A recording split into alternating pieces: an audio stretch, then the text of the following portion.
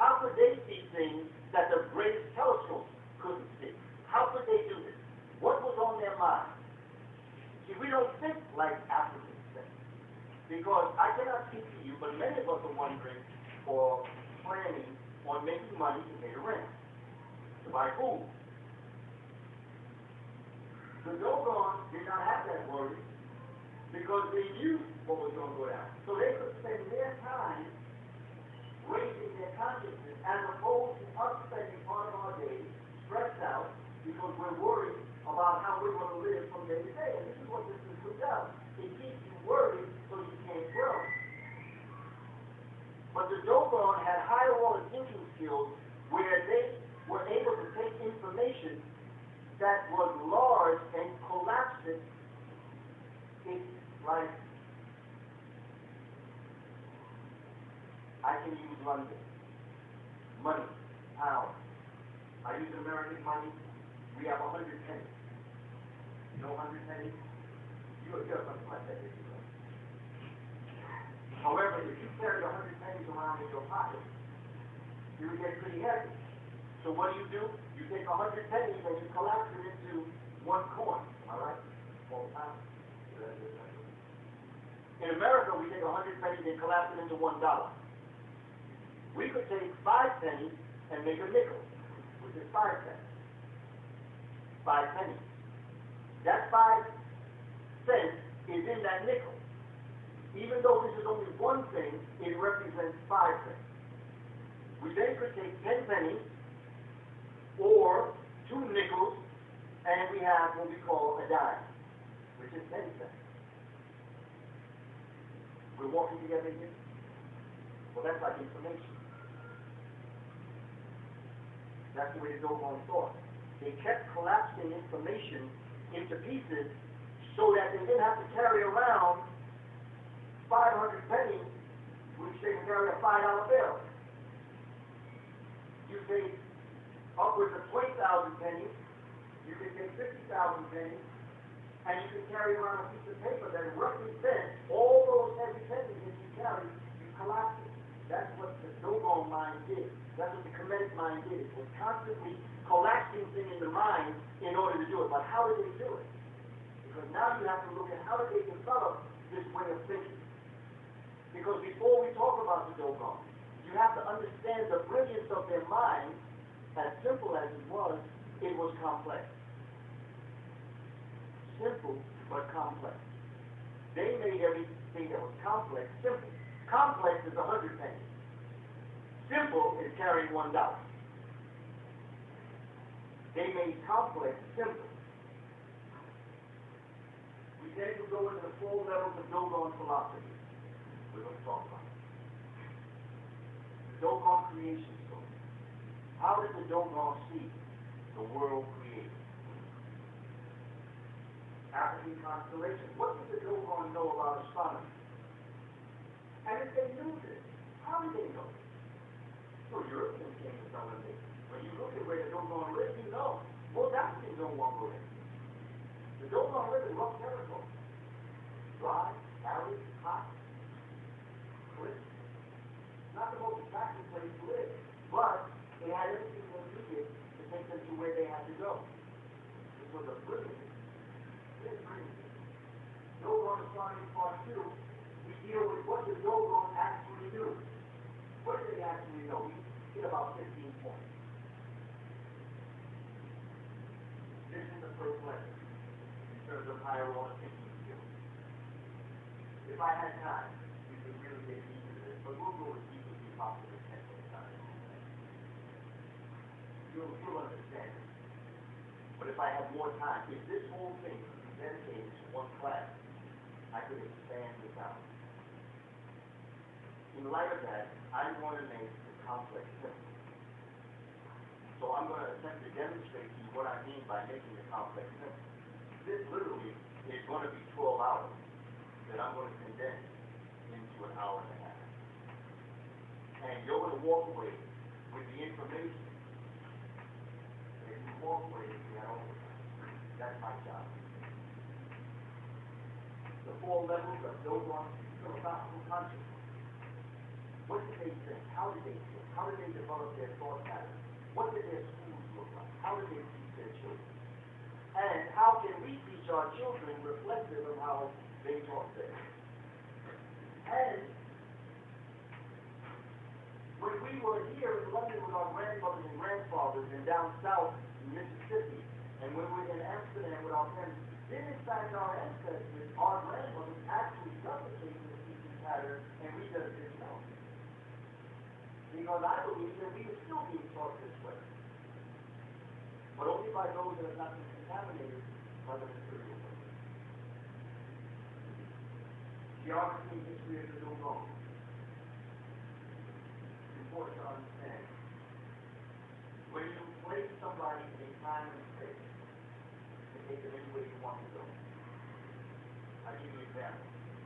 I first went to Kemet with Dr. Ben in 1983. 2 weeks before we went to Kemet, Dr. Ben, we met in a place where he gave us like an introduction of what we were going to bring. 2 weeks before, this was in July. And he looked at us and he said, there's something I want to tell you. I don't want you to blame me for the person that's going to come back from Kemet. Because the person that's sitting in this place today is not going to be the person that comes back from Kemet. He could not have been more correct.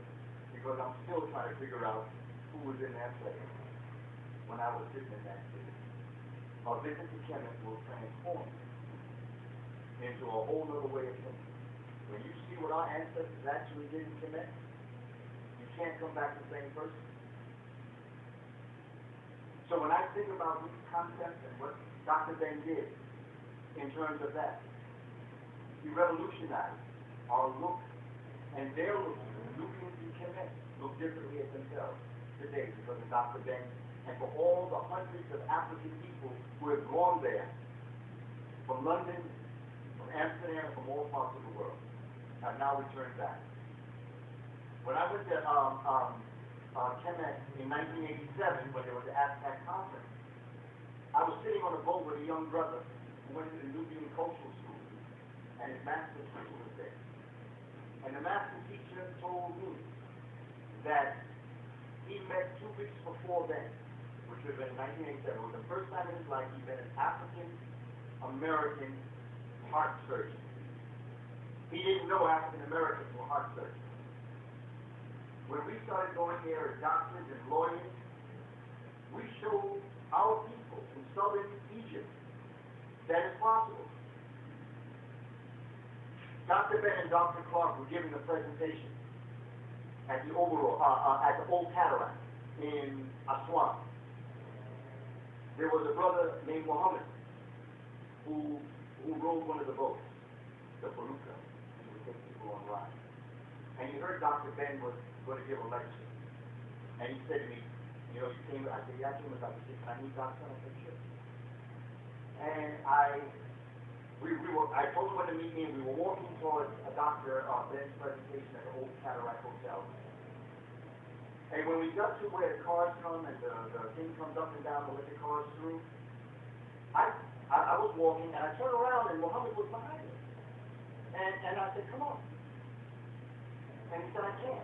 I said, why can't you come? He said, because I'm not allowed. I said, well, why not? He said, Nubians aren't allowed in the hotel. I said, what? You know, see, because for those of you who remember America, you remember Mississippi? I'm thinking Mississippi. This is the back of the bus. Can't go with it. I said, oh, no, we're not going to do this. I'm paying my money. You're my guest. You're coming with me. Long story short, Muhammad came with me, and he met Dr. Ben. I say this story because this example is only one of many stories of Africans who are returning with the consciousness that we have to Nubia, letting our brothers and sisters know you don't have to sit on the back of the bus anymore. You not only can go to the hotel, you can own the hotel. There are places around the world where our people who are looking at those of us who are conscious, and you know it's a lonely world when you're conscious. And Africa is a lonely world, you know that. But when you bring that consciousness into a room of other African people who are on the verge of getting it off, on the verge of getting it off, All you got to do is open your mouth, and you will transform it. And what we have to do is understand and begin to develop this concept, and this is what the Dogon has. And this is the way in which they thought, because when you focus somebody in time and space, I came back, and I had my kindergarten class, and I was excited about it. I was telling them about my experience in Egypt, in ancient Egypt, and I was telling them what the temples looked like. I was showing them slides. I was showing them the temples. I was showing them the Nubians. And one of the children raised their hand, and they said, Brother Brooklyn, next time we go on a school field trip, can we go to ancient Egypt? And I realized that in my excitement of teaching that story, I had not grounded those children in time and space. They didn't understand that the time I was talking about was thousands of years ago. And because the slides were so close to them, it's called spatiality when you're teaching. Because the slide and Egypt were so close to them, they thought on the next field trip, you could go from the Bronx to Egypt. So not only did they think they could go back in time, but they thought they could go across the water. Because they weren't grounded in time and space. And had I grounded them in time and space, they would have understood I was talking about a long time ago, far away. Many times we do not learn in time and space. So we need to know where the Dogon lives and what is the history of the Dogon. Before I get into the astronomy, I got to pick this up and take you to the concept of where they're from and who they are. The creation story, Lumu and Amma, water and word. That's their creation story. It mirrors the Hiawatha story. It mirrors the story of the Kemetic origin of the universe. The four constellations that we have to look at in astronomy. How then could they take that creation story, that philosophy, that knowledge, and then begin to look up in the heavens and see things that telescopes could not see until 1930, upwards of 1970? How could they do this? They had no telescope. How did they do this? We're going to talk about how we can do it. And then we're going to talk about certain points about the Dogon, about the serious things. Honey's Major, great dog.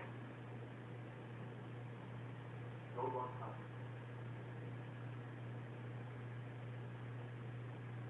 The owl. In Kemet, Medinete. The owl represents the letter N. Now, I know we don't talk about it. Okay, but let me tell you something. There's no such thing. They don't exist. And the Greeks don't have a language, and they don't have an alphabet. The Greek alphabet is an Egyptian alphabet that came from the Ethiopian alphabet. The owl, the Meganite, represents the letter M. Look at the M. All these M's. What the Kemites did is they took pictograms. They took pictures around them. And then what they did is that out of the picture they drew a script. The letter N is lines that look like that. Wavy lines. If you took off part of that line, you would have the letter N. Look at the letter A, it's a vulture. And when you look at the letter A from the side, when you look at the vulture from the side, you can literally see how the letter A came from that. The Rosetta Stone. The Rosetta Stone was a stone found, they say, in a place called Rosetta. In the top, it had hieroglyphs. In the middle, it had what they say, some people say Demotic, some say Hieratic, but whatever it is, it was another form of writing of the ancient Kemetic legacy. The third, they say, was classical Greek. The third was not classical Greek. It was the African script that the Greeks could understand. Let me put it to you like this. You know, in America, we speak what they call Ebonics. Patois, we speak in the Caribbean, right? It's equivalent to, if we look at Ebonics, and in every one of them, we who speak from the French Caribbean read into the French language what